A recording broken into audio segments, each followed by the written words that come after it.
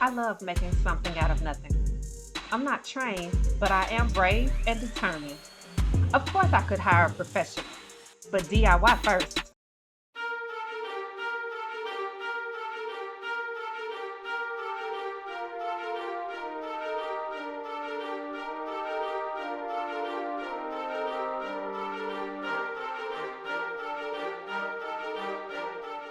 All right, y'all. Hopefully y'all can hear me okay. I got the nieces and nephews over here, so you know you may hear a little noise or something, but this is day one of Vlogmas.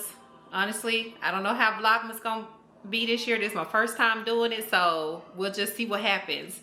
But I am starting a new adventure with sourdough bread. So I got a starter from my sister, and we've been feeding it couple days now, and so I think today I'm going to attempt to do something with it if I can get it to the consistency it needs to be. But I need to feed it now, so I went yesterday to the store to get all of the my starter kit. So one thing I got was this silicone mat.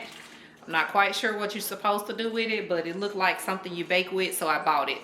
So we got that done, and I got this really cute Dutch oven. It has these clips here. They're supposed to come off when you use them, so I guess this is just like packaging stuff, but I'm gonna keep it on here because I don't know. I think maybe it'll protect it from something. It's cast iron, but it has this really cute like white color on the outside, so I think it matches really good with the aesthetic of my kitchen. And so on the inside of here I have this Danish dough whisk. A Danish dough whisk. My sister behind the camera because she coaching me, but this little whisk here is to like mix up the dough when you get ready to use it, I guess.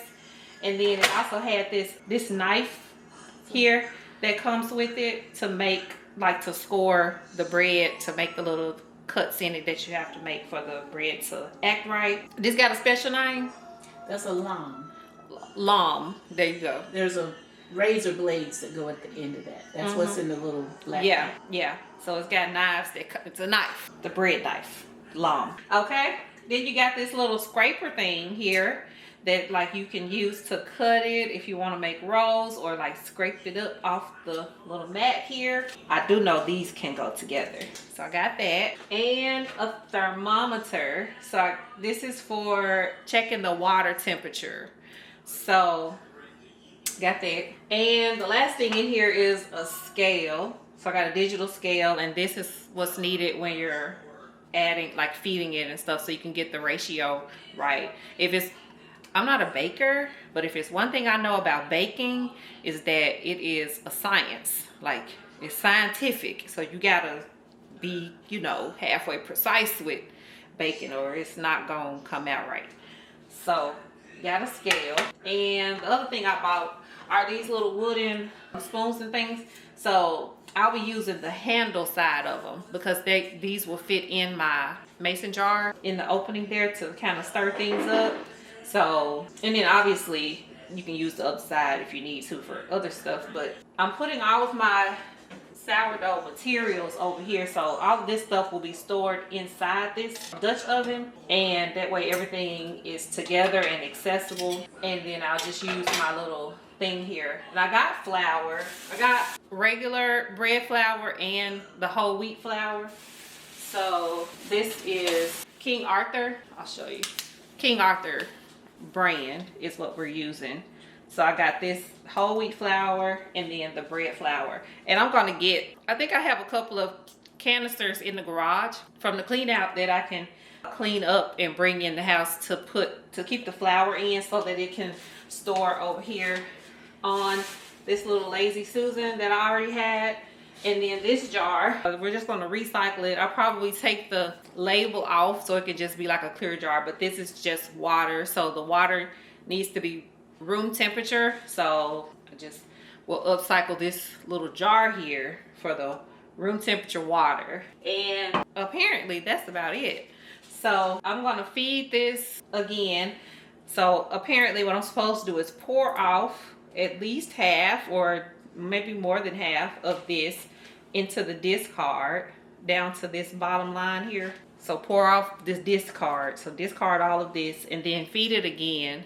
And hopefully maybe we can make some bread this evening around dinner time. So we'll see. I'm gonna feed it and then we'll see what it's looking like later today. But I do know that with the discard later today, we're gonna try to make some crackers. So we're gonna make some sourdough crackers with the discard. If y'all got some good sourdough recipes or any suggestions or anything like that, drop them in the comments, because I'll probably, well, I can't speak English. I'll probably be trying a few different recipes, several recipes over the next several weeks for Vlogmas. So this would be a great little project. Plus, it'll save money because y'all seen the prices at the stores, right? And if you want the good stuff, that's like, okay, DIY first, right? So we're gonna DIY some bread today.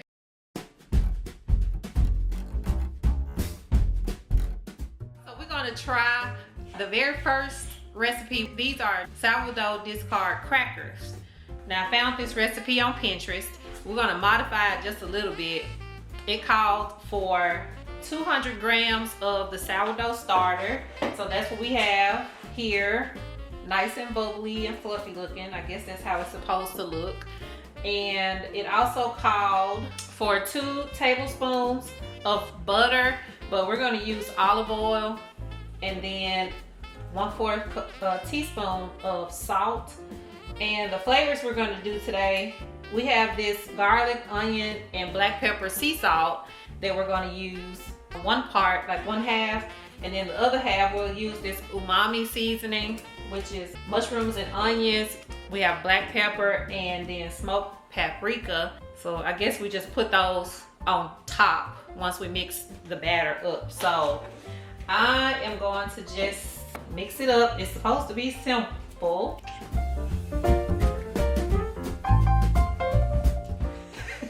Corey behind the camera trying to tell me to scrape the bowl. Scrape the bowl. Woo! She did, y'all. So this works good to keep my fingers clean. We're gonna wipe this bowl out with a paper towel instead of just washing this down the sink so it doesn't clog up the plumbing. And then olive oil. The recipe said butter, but I have seen recipes that said butter or oil. So we had olive oil, so that's what we're gonna use. And then the sea salt.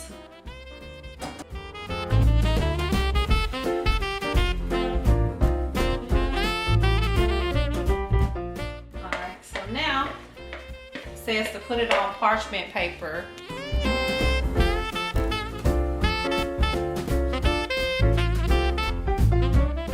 We have the oven already preheated to 350. And what you call this? Offset spatula. Offset spatula. This is like a professional cake people's stuff. I think it was my sister's, but it's mine now. She can buy her another one. Right, sis? And just spread it out real thin.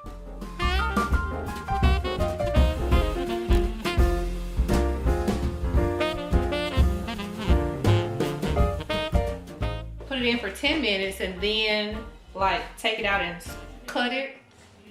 So you can maybe break it easy. Cut it how you want it and then put it back in. All right, we're gonna put this in for 10 minutes. Into my brand new stove. Y'all see this? My brand new stove and our brand new tea kettle. Ain't that cute? I think it goes good with our kitchen aesthetic, but oh, let me set the timer. 10 minutes. Come back in 10 minutes. We'll cut it how we want it and then put it back in. It says go back in for 20 to 30 minutes. So we'll check back in a minute. It says to let it cool all the way before you break it up. So it smells pretty good though. It is very thin. So let's see. We're gonna see. We'll let it cool down and then we'll see what happened. All right, y'all. They done. So Corey got a little excited and broke these pieces off. So I think this is the paprika side and this is the garlic and onion. It's crispy. Get the first taste.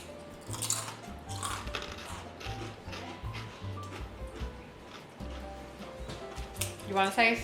Sure. Little, Good and burned. little overdone. These may be a little better.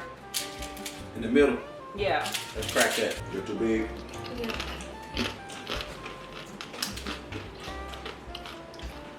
Good mix though. Not bad. Mm-hmm. Pretty good here. They need to be a little thicker. We don't spread them so thin next time. Yeah. Let's try this other side. This one with the smoked paprika, black pepper, and what else? Tastes pretty good. The umami. Mm-hmm. I could taste this with hummus. That'd be good. Yeah. I can see that. Mm-hmm. Yeah. So yeah, Okay. they need to be thicker and cook for less time. Or maybe the 325 instead of 350 that you were gonna do at first. Yeah. Okay. So we're still trying to test this thing out, but Not bad. we can definitely, I would call this a success for the first time ever baking anything with sourdough. I think this turned out pretty good. I'm happy with it.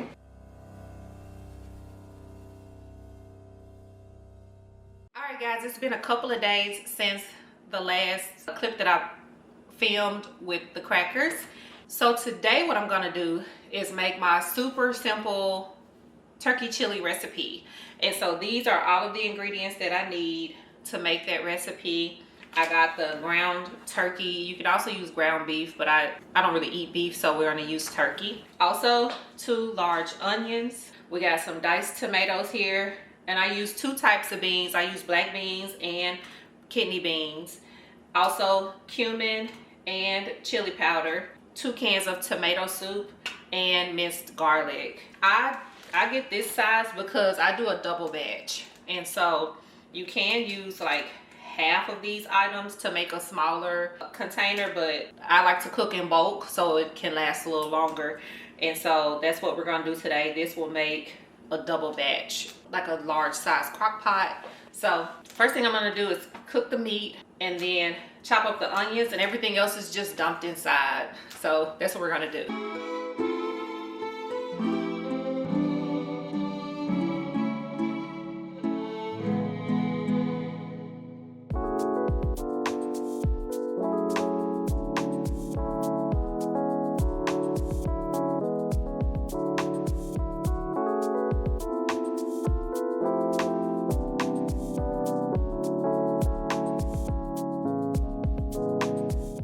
Alright guys, so at this point, all I'm gonna do is just dump everything into the crock pot here.